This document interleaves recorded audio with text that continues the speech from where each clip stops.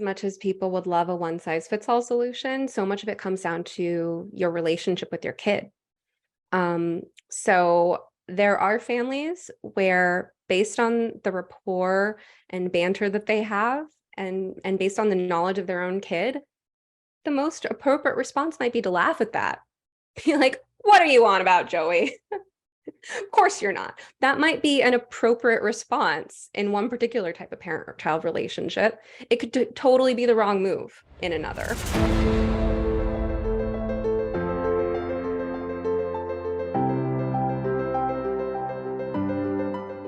Hi, I'm Natalia with Restored Childhood, and I'm really honored and excited to welcome Stephanie Winn with us today. I invited Stephanie to join the conversation because I watched a really important and hopefully widely available documentary film a few months ago that was at the time called Affirmation Generation, and has been retitled now to be called No Way Back, about people who transitioned and then detransitioned and their stories. It was one of the first films of its kind that really put a spotlight on personal stories and really presented a perspective without ideology, which I really appreciate, especially as a New York City Democrat who is very sensitized to polarizing rhetoric. So I love this documentary, and I'm excited about it coming back into release. But I'd like to introduce Stephanie. And Stephanie, please tell us a little bit about yourself and what you do and how you came to be featured in this documentary. Sure. So thanks for having me, Natalia. My name is Stephanie Winn. I'm a licensed marriage and family therapist. I'm the host of the podcast, You Must Be Some Kind of Therapist. And a couple years ago, I started blogging and tweeting and preparing my podcast as I felt the need to come out into the greater community of people having conversations about important and complex issues. And I quickly ended up in the spotlight, for better and for worse, as a therapist being outspoken about the way that my field is treating the issue of gender dysphoria. So it all kind of spiraled from there. And then I've had the great privilege to have become a part of this film. As you mentioned, the early access version was called Affirmation Generation, and that was well received by 70,000 plus people in our early audiences. So parents, therapists, doctors, policymakers, and detransitioners. And we have exciting news now, which is that we've been picked up by a global distributor.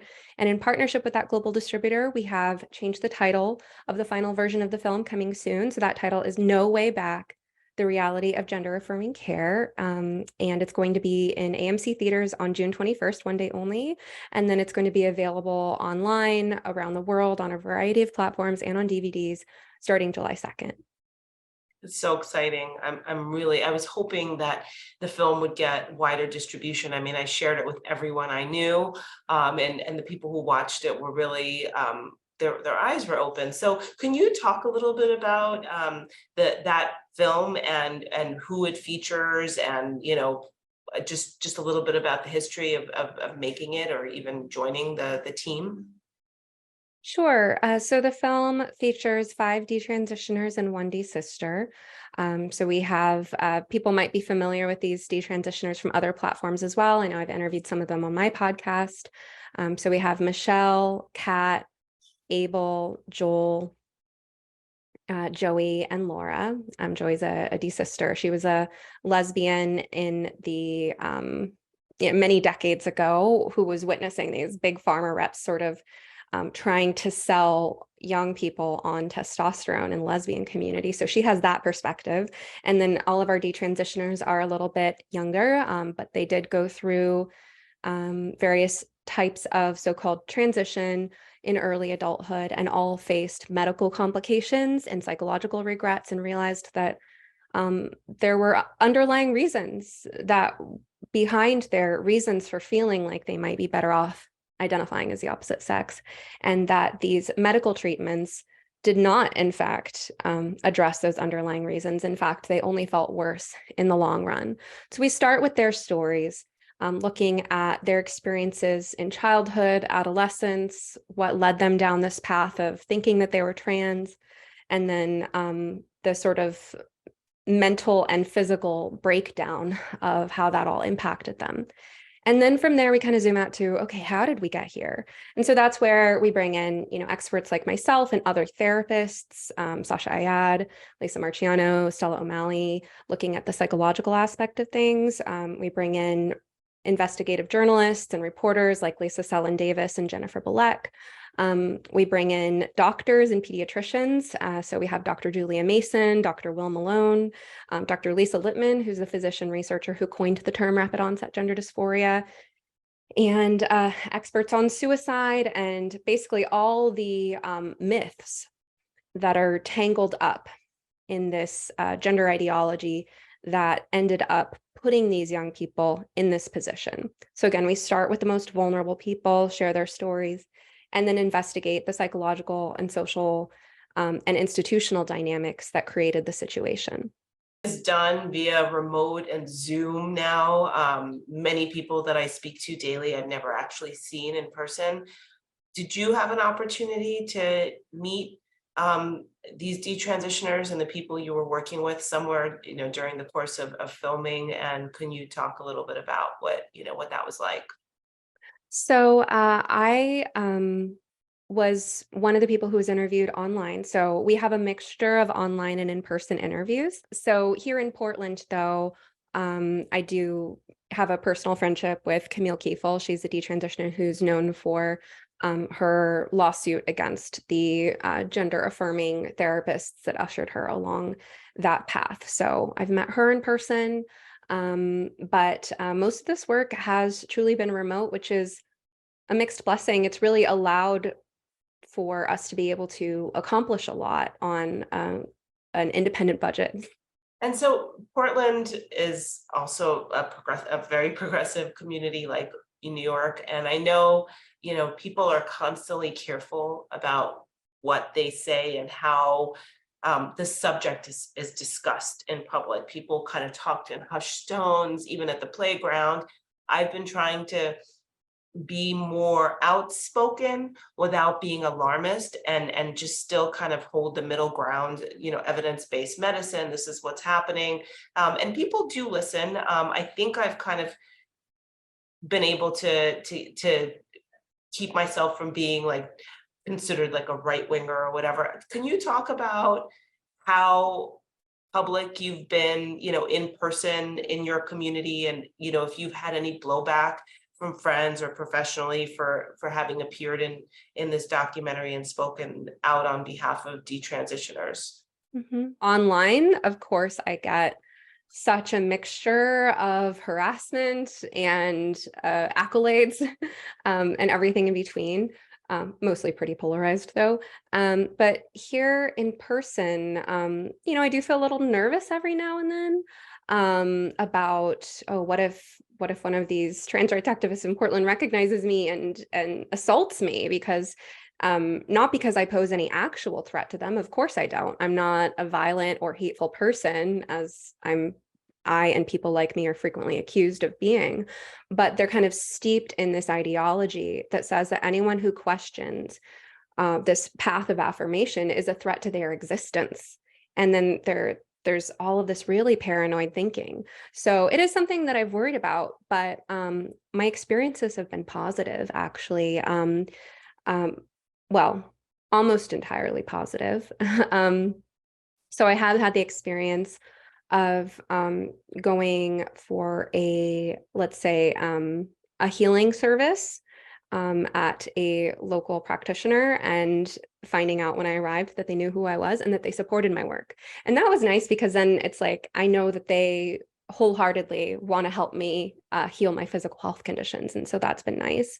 And then in terms of, other experiences I've had here in Portland, I think part of what I do when I'm in mixed social settings is I just try to kind of orient myself so that I'm not feeling defensive or paranoid. Because when we bring anxiety into an interaction, when we go in with the sense of defensiveness or paranoia or our guard up, it sets that tone. And then people get that vibe and they're like, what is she uptight about? What is she trying to hide? Is there something that she should be trying to hide?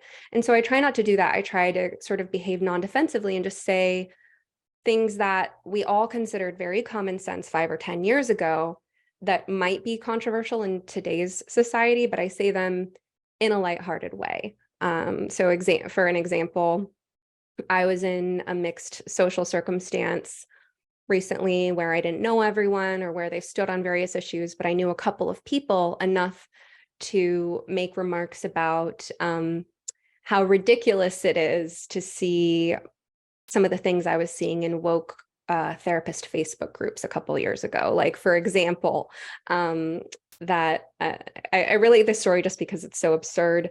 I had asked a question of how unprofessional people thought it was to have wet hair as a therapist in a session.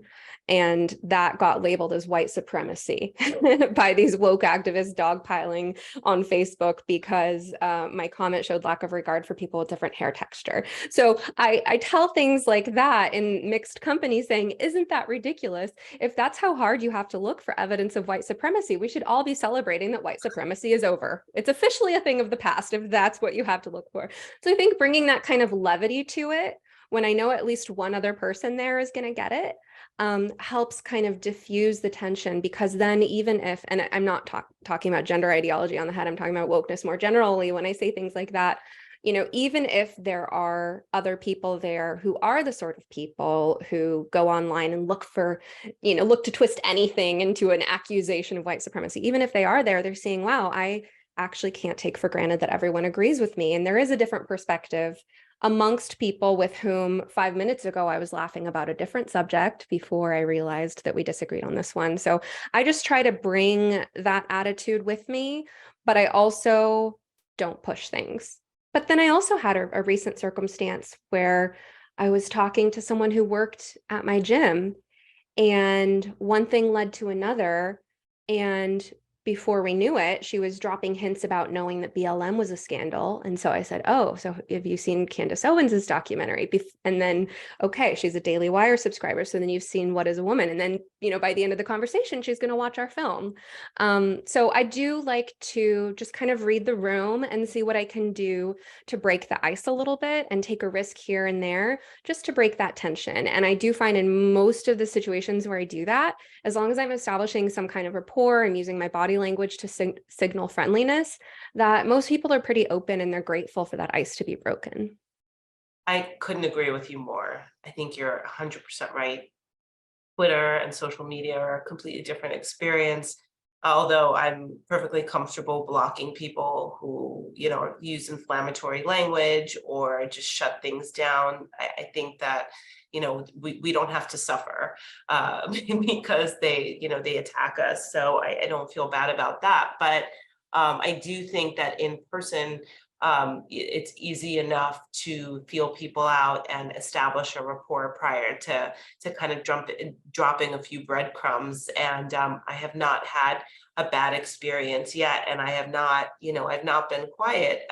So that brings me to the subject of parents. Like, we're trying to figure out what parents know, what parents need to know, how to talk to parents about what their children are encountering in schools. And well, now it's Pride Month, which used to be Gay Pride. And, I was all on board with that part of it. Like, it was great. I went to the village parade, all of that. I feel like it's become something completely different. And I know members of the gay community have spoken out about the fact that this doesn't feel like the same movement. And that's something I want to explore in another segment. But what do you think parents need to know? What do you think parents know about what's happening? What do you think, what are some key things that we can be communicating to parents about, this whole gender ideology movement and what's happening with kids and what kids are being taught? Well, so this is one of the main groups of people I see in my clinical practice at this point. It's just sort of shifted that way over time. When I first started blogging and tweeting and podcasting, it was completely separate from my clinical practice. Most of my clients didn't know I had a podcast or anything like that. And it why would I tell them they're there for therapy, right? So it's not about what I'm up to outside of the therapy session. But then, people started finding me through my podcast and increasingly reaching out, having read things that I'd written or heard things that I'd said, looking for therapy. And I do try to keep those things separate. I have boundaries, like I don't encourage clients to follow me on social media. We can't be friends or anything like that. Although I'm sure I do have clients who follow me on social media using anonymous accounts. But at this point, many people who do come to me for therapy specifically seek me out because they know what I have to say on these issues. And so I work with a lot of parents who are worried about their kids, and they're just looking for a therapist who's not going to call them a bigot and tell them that they're just being transphobic and that they must affirm, which is unfortunately the experience that they're having with so many other therapists. So working with parents who are worried about their trans-identified youth is a big part of what I do at this point.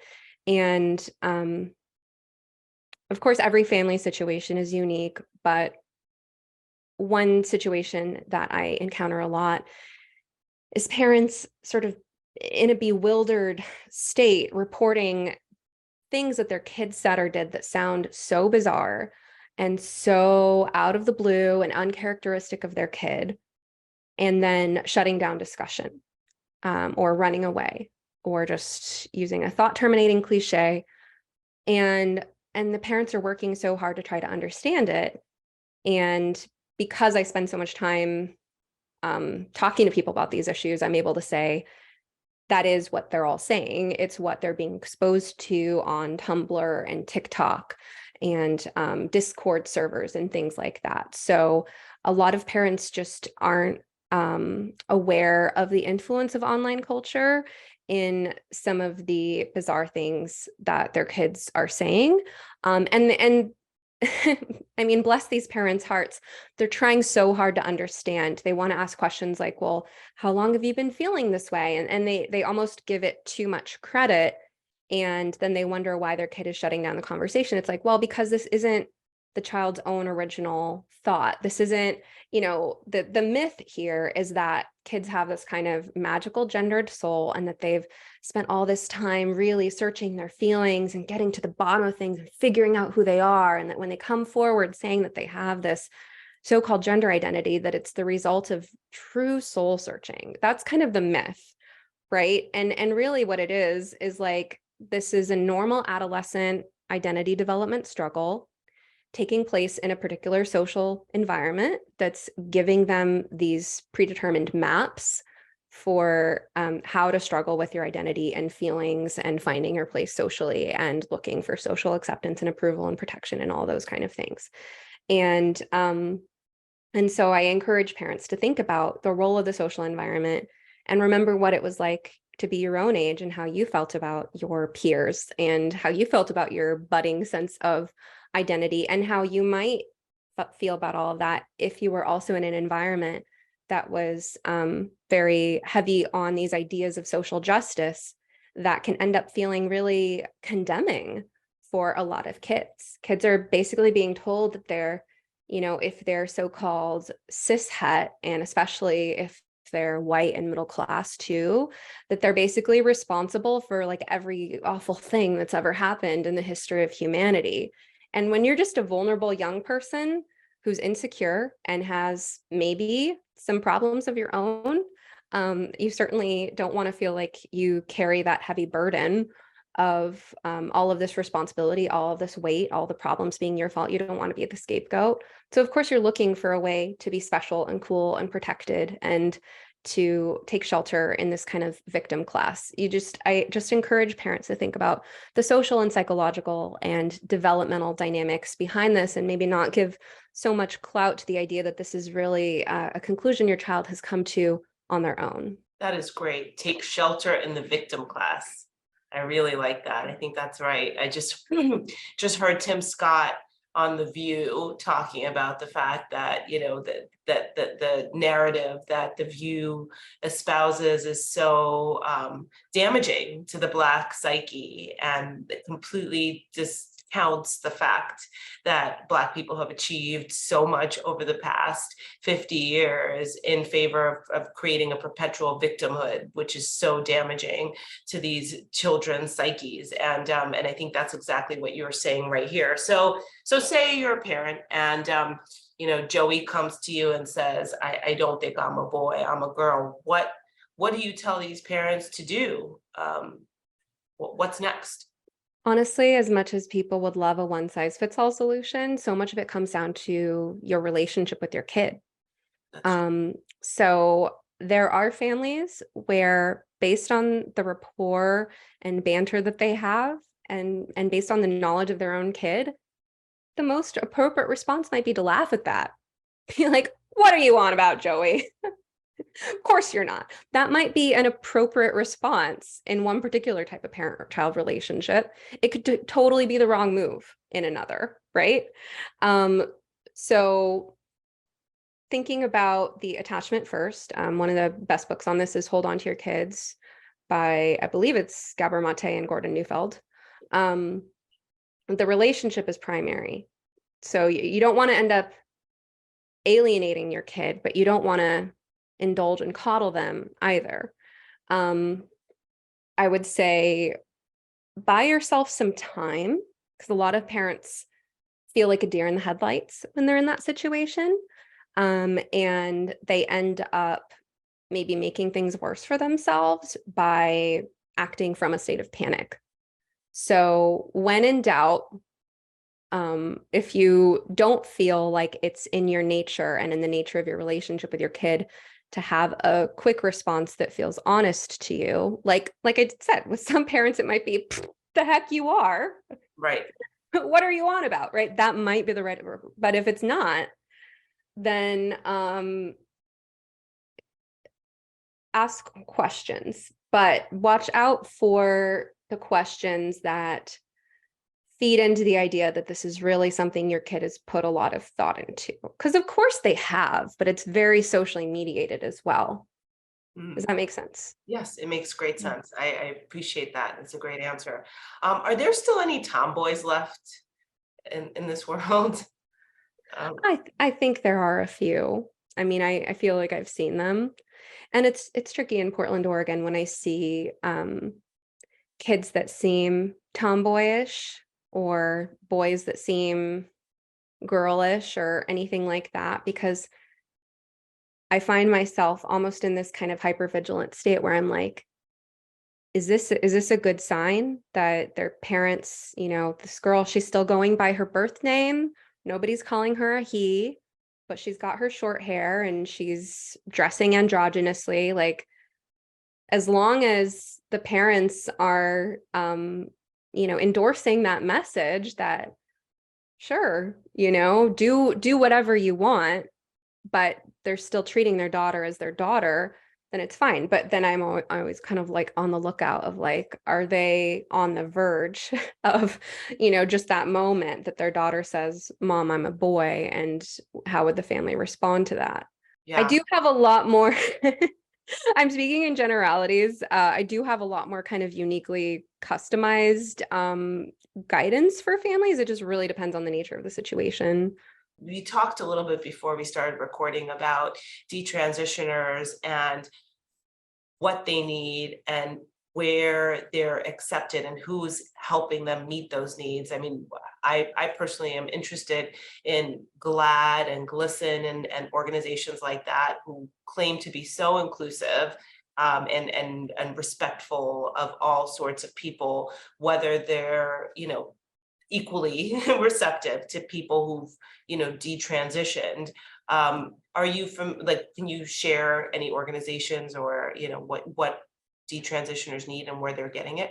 So GenSpec's been working on their Beyond Transition program. I believe Joe Burgo is heading that. And I think they're working right now on building a directory of therapists who will work with detransitioners, which is great. And also providing training in working with detransitioners. Now, I would say as much as detransitioners, I think, could benefit tremendously from psychotherapy, that they're also in many cases, the least likely to seek it out because many have trauma at the hands of therapists, either therapists who push them down that path of affirmation, maybe even encouraged them, maybe wrote letters. Um, some detransitioners have homicidal levels of rage, frankly, towards therapists that played a role in what has happened to them. So there are detransitioners who will never trust a therapist, and there are other detransitioners who might consider it but are very wary, or who maybe never saw a therapist. Maybe they transed under the so-called informed consent model, but who are nonetheless very skeptical of our field, or very skeptical of the potential of therapy to help them with what they've been through. So I also think that it'll be important to set up detrans competent medical services of all kinds. We're going to need a whole new wave of endocrinologists and other specialists that understand the unique situations that people find themselves in medically after they've had these irreversible procedures, the impacts of puberty blockers and cross-sex hormones. So we're going to need a lot more medical training for people to be able to help these, what I call survivors of gender malpractice, because that's how I think of it. There is transition justice. So I recently released an interview on my podcast with Kat Cattinson, one of the detransitioners in our film. She is now representing transition justice, and they're helping connect detransitioners with legal help if they might be considering pressing charges. And then there is Detrans Help. I believe that's detranshelp.org. They're just getting set up. So earlier I mentioned Camille Kiefel. She's behind that. And I think they're in the very early stages. And then there are other networks of concerned therapists that are thinking about how can we provide more training and more resources. And I would encourage anyone who is in any kind of healing modality to think about ways that you might gain more competence in working with this population, both psychologically and physically. So for example, if you're a massage therapist, think about the impact of scar tissue, medical and sexual trauma potentially being issues. If someone has been on puberty blockers in the past, then they're going to have bone density issues. So I know this because my fiance is a massage therapist. And so when we've talked a little bit about what detransitioners might need in massage therapy, they need trauma aware and all of that, but they also need maybe a lighter touch. So for instance, he says that with elderly people, they have frail bones. So he takes that into account in terms of the amount of pressure and the techniques that he uses. So I would say massage therapists need to think about things like that. Acupuncturists need to think about potential hormone rebalancing, right? There are sort of all of these types of healing services that it would be helpful to study what detransitioners have been through and think about what their medical needs are going to be. And then also think about how to extend them an olive branch, because it's very understandable that they have medical trauma associated with therapists, and that they're less likely to seek out the help they need. Many are more likely to kind of do their own research, go their own way. So how can you extend that community and olive branch? I think a lot of well-intentioned people who just aren't as immersed in the culture wars as people like you and I are sort of under the comforting illusion that they can sort of play both sides, that they can wave the inclusivity flag and they can say, my practice is welcoming to all. And yes, I affirm trans people, and I would totally support detransition. I'd be happy to work with detransitioners. They say that not really understanding the depth of trust issues that detransitioners have. And I think this is one of those issues where you can't really play both sides, because if you are virtue signaling, if you're signaling that you affirm the idea of a trans identity, then you're also signaling to detransitioners that from their perspective, you're part of the problem. You're one of the people who would have ushered them along that path. And so how can you be someone who they can turn to for help? And then I would say on the social front, aside from medical and psychological services, this is something you and I talked about before we started recording. And it hit me with a little wave of adrenaline because this has been a big week for us announcing the name change and everything. And it's been a long time in the making. Um, but we've received some early criticism about the name change. Now, I want to just be clear. I had nothing to do with the name change. There are many decisions that I'm not involved in. I'm just our media representative. I am associate producer, but that mostly has to do with my role facing the public and talking about the content and the message of the film. So there's a lot that goes into making a movie. You're well aware because you're making a movie yourself. And some people have apparently not been pleased with the changing of the name from Affirmation Generation to No Way Back, the Reality of Gender-Affirming Care. Some people have also not liked the logo, which has a pool of blood, which I admit is pretty gruesome. And something I want to say about this, although I had no hand in it, and I haven't honestly even had a chance to catch up with our producer and talk about how do we want to respond to that criticism. But what I can say for now is that there is an issue with code switching and low context culture. So what I mean by that is that in normal face-to-face human interaction, we adjust our behavior according to whose company we're in. And so if I were doing therapy, for example, and I were working with a detrans client who was saying, I feel ruined, I might use that language as part of mirroring her. I hear that you feel ruined. That doesn't mean I'm saying she is ruined. That's just a part of the therapeutic process, right? If I were doing therapy with a different detransitioner and he was saying, I hate it when people tell us that we're ruined. We're not ruined. I would be mirroring that. I would be mirroring the energy behind that, which is reclaiming sovereignty and resilience and not wanting to feel like a victim or like being pitied or being treated as different, right?